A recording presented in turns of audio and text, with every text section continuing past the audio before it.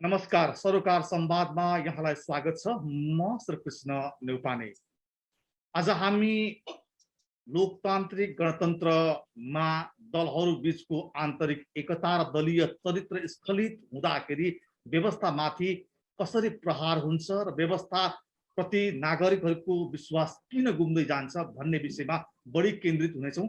किनकि हामीले यो पछिल्लो व्यवस्था अभ्यास गर्दै आएको पनि केही वर्ष हुँदा हुँदै मुख्य भनेका दलहरूभित्रको आन्तरिक किचलो व्यवस्थापन हुन नसक्दाखेरि अहिले मुलुकको राजनीति तरल बनेको छ र मुख्य दलहरू नै यसरी विभाजित भइरहँदाखेरि अन्य दलहरूले पनि त्यसको सिको गर्दै सरकारमा जाने र सरकारलाई समर्थन गर्ने या नगर्ने भन्ने विषयले अहिले मुलुकको राजनीति रुमल्ली रहँदाखेरि आज हामीले छलफल गर्न खोजेको विषय चाहिँ के हो त भन्दाखेरि यसरी नागरिकहरूले बरोबर अपेक्षा गरिरहेका विषयहरू दलका नेताहरूबाट किन प्राप्त गर्न सकिरहेका छैनन् अनि मुलुक यति बेला मनसुनमा प्रवेश गरिराखेका छ र मौसम विभागले पनि अब हामीले सतर्कता अपनाउनुपर्छ भनिरहँदाखेरि नागरिकहरू भ्याक्सिन पर्खेर घरभित्र थुनिरहेको अवस्थामा दलका नेताहरू सरकारहरू भने आफ्नो सत्तावाद अर्थात् सत्तामा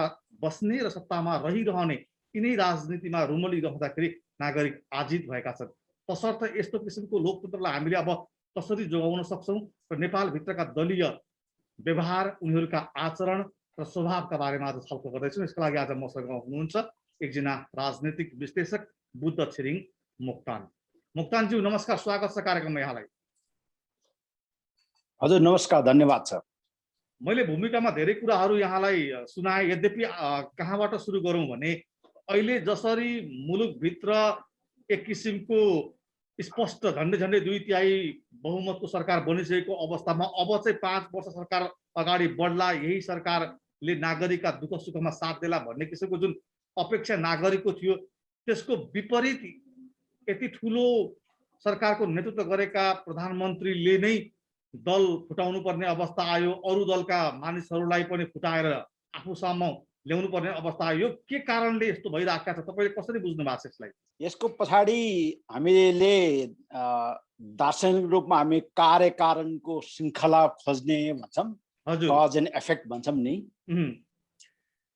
अहिले संसद विघटन, राजनीतिक अस्थिरता अनि दलहरूको बिचमा जुन शक्ति सङ्घर्ष, जुन अहिले इफेक्टको रूपमा परिणामको रूपमा सत्तामा जे देखेको छ त्यसको पछाडिको कारण के हो भन्ने कुरो खोज्नु पर्ने हुन्छ। अब मुख्यतः त्यसको कारण आन्तरिक राजनीतिक कारण र बाह्य राजनीतिक कारण अहिले प्रबल रूपमा अगाडि आएको छ। यसको श्रृङ्खला सन् 1990 अथवा 2047 साल पश्चात अथवा 46-47 को दशकमा विश्वव्यापी रूपमा भएको ठुलो राजनीतिक परिवर्तन वा राजनीतिमा विश्व राजनीति र स्थानीय राजनीति, देशको राजनीति र विश्व भू राजनीतिमा पनि आएको ठुलो एउटा आमूल रूपान्तरण वा परिवर्तनले यसलाई कारणको रूपमा काम गरिरहेको अहिले पनि छ।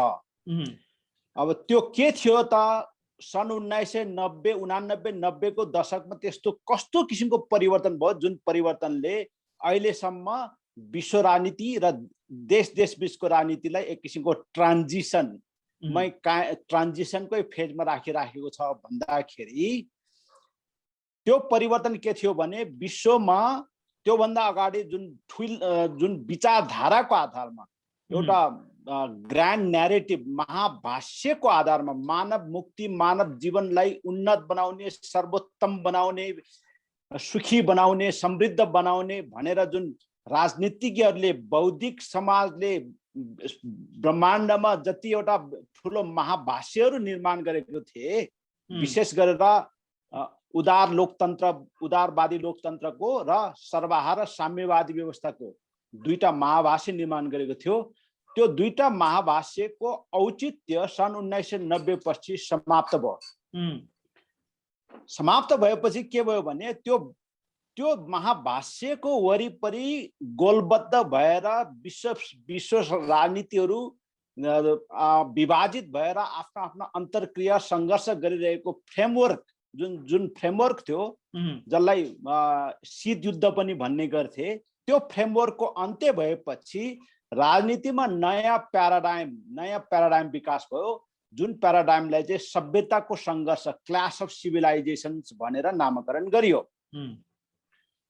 त्यो क्लास अफ सिभिलाइजेसन्सले अब विश्वमा मुख्यतः बहुध्रुवीय राजनीतिक शक्तिहरू निर्माण गरे। राजनीतिक शक्ति हिजोको जस्तो द्विध्रुवीयबाट बहुध्रुवीयमा विभाजित हुँदाखेरि अब हिजोका शीत युद्ध कालमा भारतको, चीनको, अमेरिकाको, नेपालको राजनीतिक पोजिसनहरू जस्तो थियो, त्यो बदलिएर फरक पोजिसनहरूमा फरक सम्बन्धहरू विकास हुँदै जाँदा आज त्यसको प्रभाव चाहिँ आन्तरिक राजनीतिमा पनि त्यसको प्रभाव पर्यो र त्यसको प्रभावले मूलतः आन्तरिक राजनीतिमा के कुरालाई प्रशय दियो त भनेदेखि आन्तरिक राजनीतिमा चाहिँ नेपालको राज्य निर्माणको बेलामा यहाँ एक किसिमले सीमान्तीकरणमा पारिएको जाति जनजातिहरूको मुद्दा प्राथमिक विषय भएर आयो।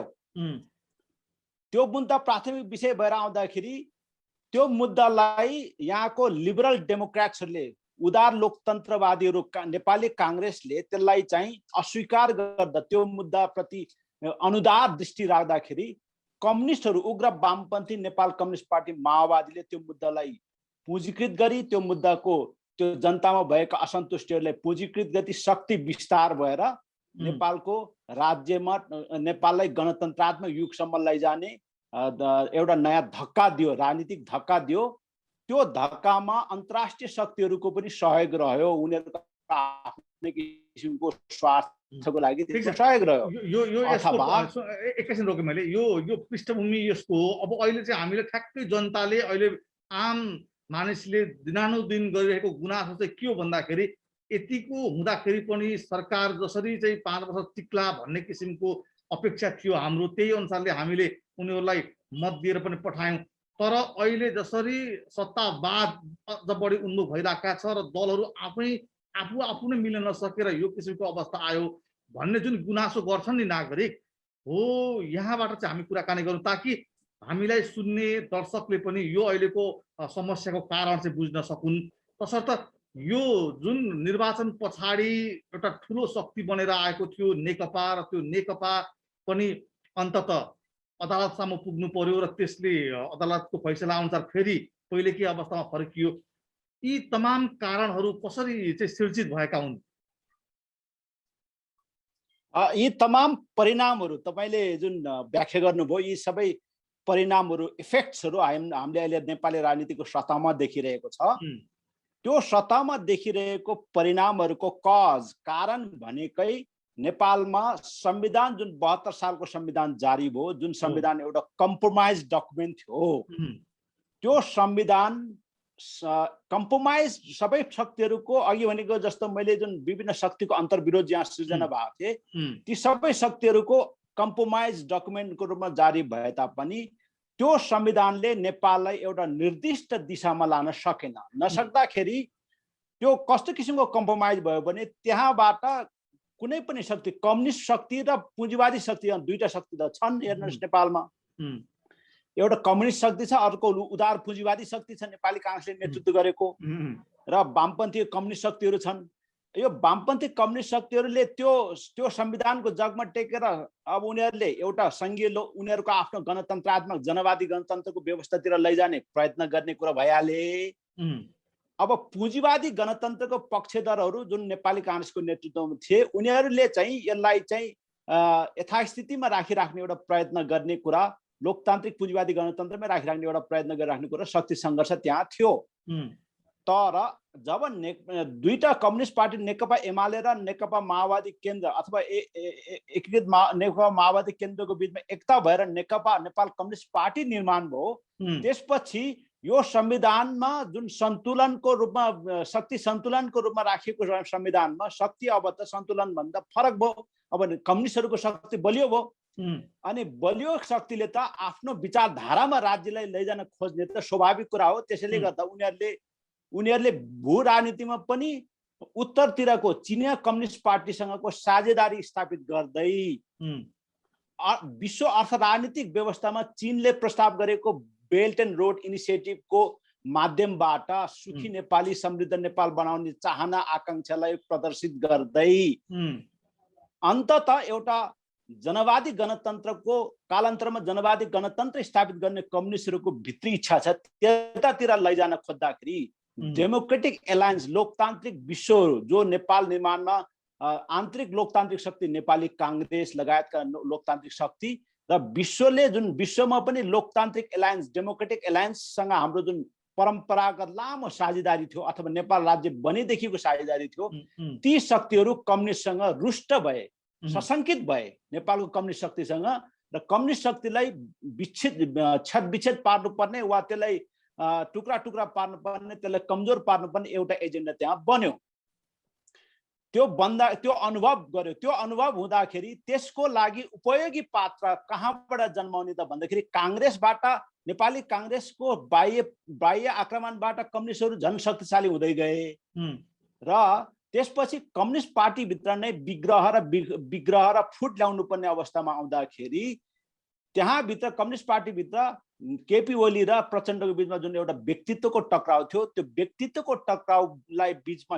खेलेर अब केपी ओलीकै माध्यमद्वारा कम्युनिस्ट पार्टीलाई समाप्त पार्ने अथवा त्यसलाई चाहिँ टुक्रा टुक्रा पार्ने स्थितिमा गए। अब त्यसरी एकैछिन जति बेला मुलुकमा गणतन्त्रको नारा चल्दै थियो गणतन्त्रका लागि मानिसहरू सडकमा ओर्लँदै थिए त्यति बेलामा अहिलेका प्रधानमन्त्री जो केपी शर्मा ओली हुनुहुन्छ उहाँले सञ्चार माध्यममा चाहिँ यसरी गणतन्त्रमा पुगिँदैन यो तरिकाले बैलगाडा चढेर कसरी अमेरिका पुगिन्छ भन्ने किसिमको अभिव्यक्ति दिइराख्नु भएको थियो भनेपछि उहाँभित्र अन्तर्मनमा चाहिँ यो पछिल्ला परिवर्तनहरूलाई आत्मसात गर्न नसकिरहेको कारणले पनि दुई अध्यक्षहरू बिचमा मिलाप हुन सकिन अथवा एकता हुन सकिन र यो अवस्था आएको हो भनेर बुझाउन खोज्नु भयो यहाँले।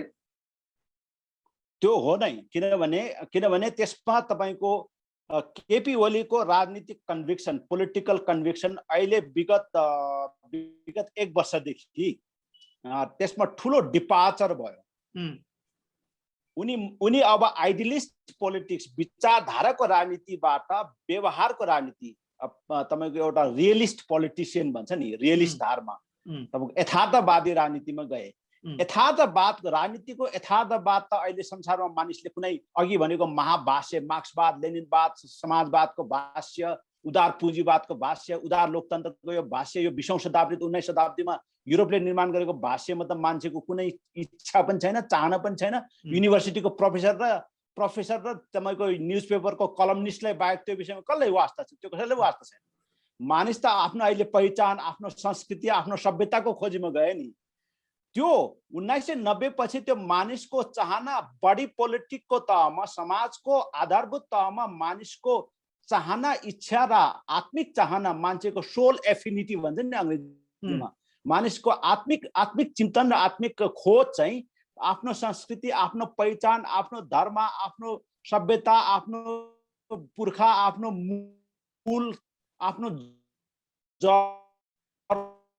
किलो खोजीमा गएपछि त्यो भाष्यको कुनै त्यो महाभाष्यको अन्त्यपछि जुन किसिमको रियलिस्ट पोलिटिक्स संसारभरि भयो त्यो रियलिस्ट पोलिटिक्सले चाहिँ एउटा नयाँ प्रभाव सिर्जना गर्दाखेरि भारतमा हिन्दुत्वको नाममा एउटा शक्ति विस्तार भए र त्यसको प्रभावले किनभने हिन्दुत्व त भारतको यथास्थित हो नि 10,000 वर्षदेखिको अभ्यासको सभ्यताको जग हो नि त हिन्दुत्वको जग त हिजो भएको मार्क्सवाद होइन नि त्यो 19औं शताब्दीको मार्क्सवाद हो हिन्दुत्व।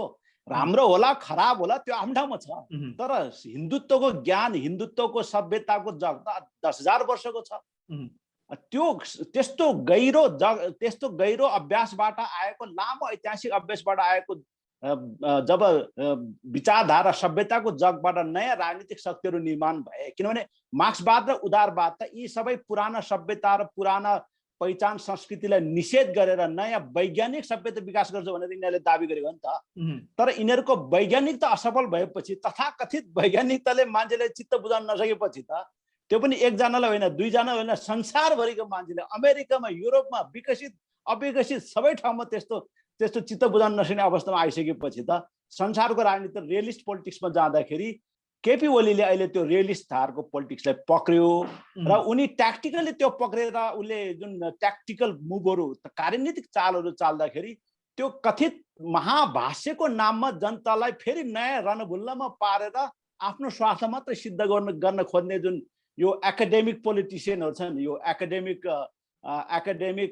टाइपले कुरा गर्ने राजनीतिज्ञहरू, यिनीहरूको चाहिँ अहिले जनतासँग उनीहरूको कम्युनिकेसन टुट्यो। अब उनीहरूले भनेको महान कुरा जनताले अहिले बुझ्नै छोड्यो, वा बुझ्नै चाहे जनतालाई टुट्दाखेरि अब तपाईको पर्सपेक्टिभबाट जनतालाई बुझाइदिनुहोस् कि जनताले चाहेको गणतन्त्र थियो, त्यही अनुसार जनताले मत दिए, जनताले चाहेको पहिचानको कुरा थियो, जस्तो अघि यहाँले उठाउनु भयो, पहिचानवादी दलहरूलाई नै जनताले जिताएर पठाइदिए र सरकार पनि त्यस्तै पहिचानवादी अनि गणतन्त्रवादीहरूकै सरकार पनि बन्यो, त्यो पनि झन्डै 2/3 सरकार बनेको थियो। त्यस्तो हुँदाखेरि पनि जनताका ती तमाम आकांक्षा इच्छाहरू किन स्थापित हुन सक्दैनन् त? अब मतबाट पनि र दलीय यो व्यवस्थाबाट पनि स्थापित हुँदैनन् भने अब कसरी मुद्दाहरू चाहिँ मुखरित हुन्छन् त? यो चाहिँ धेरै महत्त्वपूर्ण कुरा उठाउनु भयो तपाईले, किनभने यो समस्या अहिले खालि नेपाली राज्यले मात्रै भोगिरहेको छैन, इभन अमेरिका बेलायतले पनि त्यो भोगिरहेको छ। तपाईले देखिहाल्नुभयो बेलायतले आफैले प्रस्ताव गरेको युरोपियन युनियनबाट बाहिरिए, जबकि प्रस्तावक 5 जना राज्य मध्ये बेलायत पहिलो हो। तर उनले युरोपियन युनियनबाट बाहिरिँदाखेरि के भनेर बाहिरियो भने युरोपियन युनियनमा बस्दाखेरि हाम्रो सार्वभौमसत्ता चाहिँ खुम्चिने भयो, सार्वभौमसत्ता शक्ति हाम्रो बेलायतको राष्ट्रिय सार्वभौमसत्ता शक्ति खुम्चिने भयो, सम्झौता गर्नुपर्ने भयो भनेर भनिए। अब अमेरिकामा अहिले तपाईको ब्ल्याकको कुरो, एसियनको कुरो, ल्याटिनोको कुरा, यो तपाईको अब सोशलिस्ट मोड अफ प्रोडक्सनको कुरा, इकोनोमीको कुरा आयो, बिलियनियर्सहरूले ट्याक्स बढी लाउने, यो डिबेट ठुलो राज्यहरूमा त ठुलो उथलपुथल आइरहेको छ नि त।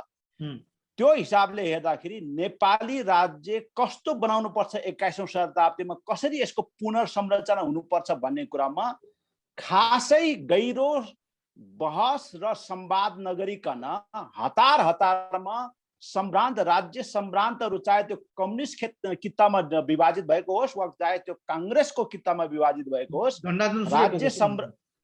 राज्य भाष्य जेसुकै समाजवादको भाष्य होस् कि उदार लोकतन्त्रको भाष्य होस्, तर यहाँको राजालाई विस्थापित गरिसकेपछि बनेको नव सम्भ्रान्तहरूको स्वार्थ रक्षार्थ मात्र यो गणतन्त्रको स्वरूप निर्धारण गरेपछि, संघीयताको स्वरूप त्यस्तो बनाएपछि जनताको सोल एफिनिटी, जनताको आत्मिक चाहना इच्छाबाट यो गणतन्त्र चाहिँ यो गणतन्त्र चाहिँ त्यहाँ चाहिँ तपाईको कम्प्याटिबल हुन सकेन।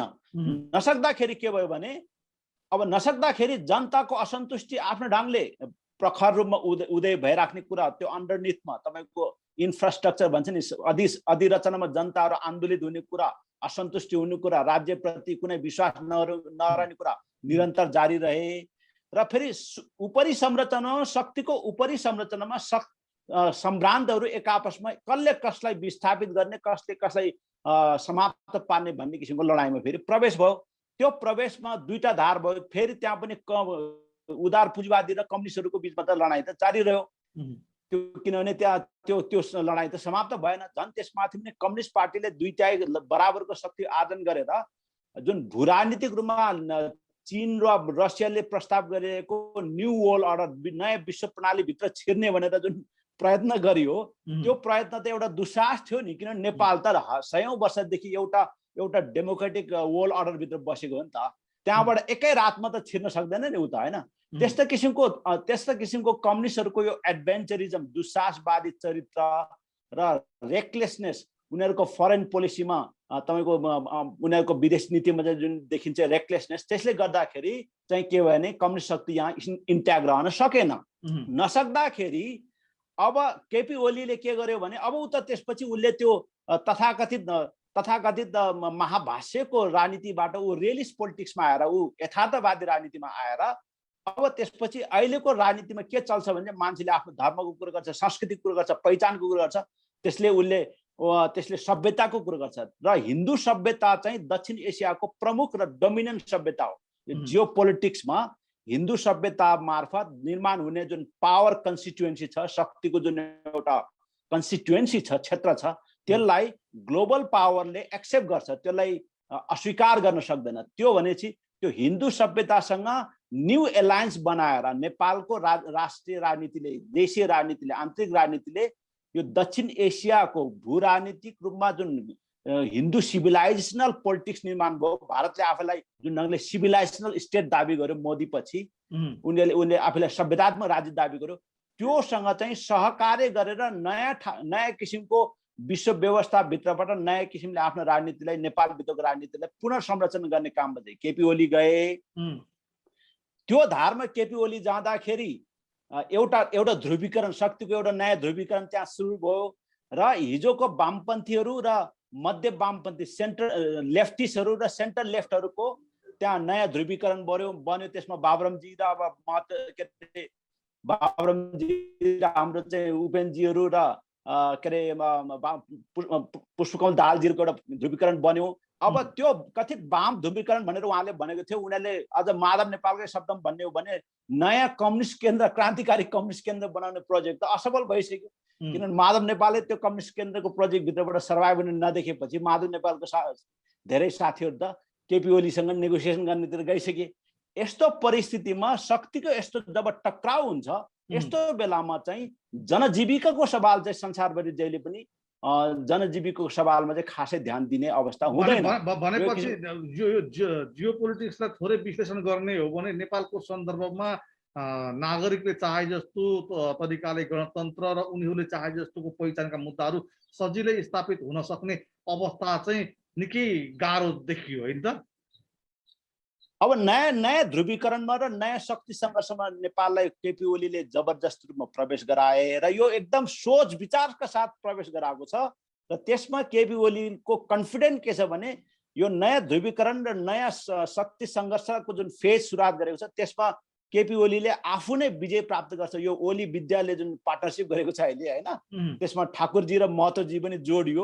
उहाँले जुन किसिमले एउटा साझेदारी गरेर एउटा नयाँ शक्ति सङ्घर्षको द्वार, एउटा मैदान खोलेको छ, त्यो मैदानमा उहाँहरूले हामी विजय हुन्छौँ भन्ने उहाँहरूको फुल कन्फिडेन्स छ। किनभने त्यो मैदानमा उहाँहरूले दुईटा काम गरिदिएको छ। एउटा कुरो चाहिँ पुष्पकमल दाहालले प्रयत्न गरेको जुन एउटा नेपालको यो कम्युनिस्टकरण जुन थियो, वामपन्थीकरण पनि होइन कि कम्युनिस्टकरण गर्ने जुन एउटा योजना थियो र चीनले प्रस्ताव गरेको न्यू वर्ल्ड अर्डर मार्फत नेपाललाई प्रस्पेरिटीमा लाने भन्ने जुन एउटा सोच विकास गरिरहेको थियो, त्यो सोचलाई ध्वंस गराइदियो। त्यो असफल भयो, अहिले त्यसलाई समाप्त पार्यो र परम्परागत रूपमा नेपालको जुन एउटा डेमोक्रेटिक एलायन्स जुन थियो, लोकतान्त्रिक गठबन्धनमा नेपाल सयौं वर्षदेखि बसिआएको छ, त्यही गठबन्धनभित्र नेपाललाई फेरि पुनः फर्काइदियो केपी ओलीले। त्यसले गर्दाखेरि अन्तर्राष्ट्रिय रूपमा जुन डोमिनेन्ट, किनभने चीन चाहिँ राइजिङ भए तापनि चीन अहिले 100% डोमिनेन्ट पावर त भइसकेको छैन नि, ग्लोबल डोमिनेन्स त उसको छैन नि त। त्यो भएको हुनाले इन्टरनेसनल डोमिनेन्स, ग्लोबल डोमिनेन्स त अहिले पनि अमेरिकाकै छ। अब सुन्नुहोस्, जस्तो केपी ओलीलाई युज गरिराखेको छ भनिरहँदाखेरि केपी ओलीसँगै जो पहिचानका मुद्दा बोकेर हिँडेका दलहरू थिए, हिजो अस्ति पुस 5 गतेसम्म केपी ओलीले चाहिँ संसद विघटन गर्दाखेरि प्रतिगमन गर्यो भन्नेहरू फेरि रातारात यो संसद पुनर्स्थापना भएसँगै कसरी निकट भए उनीहरू फेरि?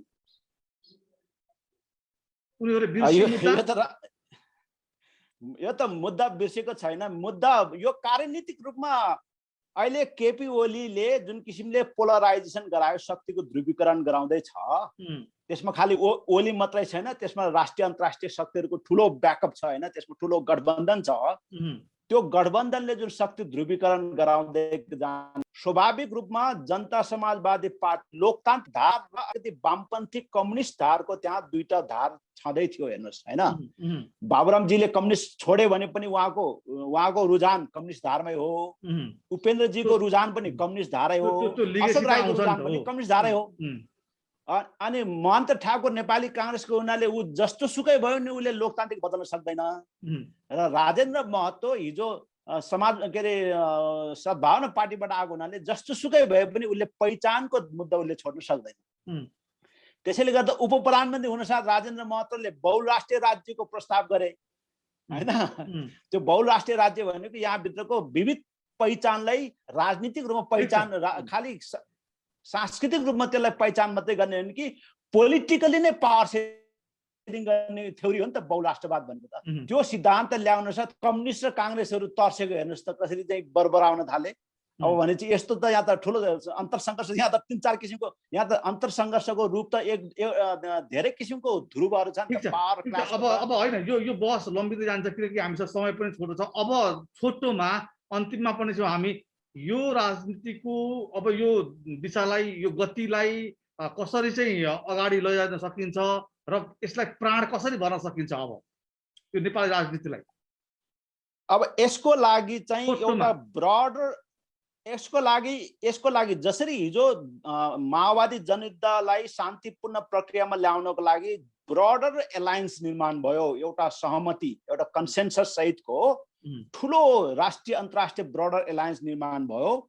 त्यस्तै किसिमको ब्रडर एलायन्स, एउटा बृहत तपाईको गठबन्धन, बृहत सहमति, कन्सेन्ट चाहिँ अब निर्माण हुन्छ। त्यो पक्का हुन्छ, यसमा चाहिँ ग्यारेन्टी नै छ यो हुन्छ। तर त्यो कन्सेन्ट, त्यो सहमति चाहिँ डेमोक्रेटिक प्र्याक्टिस वा डेमोक्रेटिक डिएनए, राज्यको डेमोक्रेटिक डिएनएलाई नै केन्द्रमा राखेर कम्युनिस्ट डिएनएमा लाने होइन कि, एकात्मक डिएनएमा लाने होइन कि, अधिनायकवादी डिएनएमा लाने होइन कि, लोकतान्त्रिक बहुदलीय लोकतान्त्रिक व्यवस्थाको नै डिएनएलाई केन्द्रमा राखेर एउटा नयाँ ब्रडर एलायन्स बन्दैछ। र त्यो एलायन्स बनाउनको लागि भारतले त्यसमा प्रमुख भूमिका खेलेको छ। जसरी हिजो तपाईको के अरे 12 बुद्धमा प्रमुख भूमिका खेल्यो, अहिले पनि भारतले प्रमुख भूमिका खेलिरहेको छ।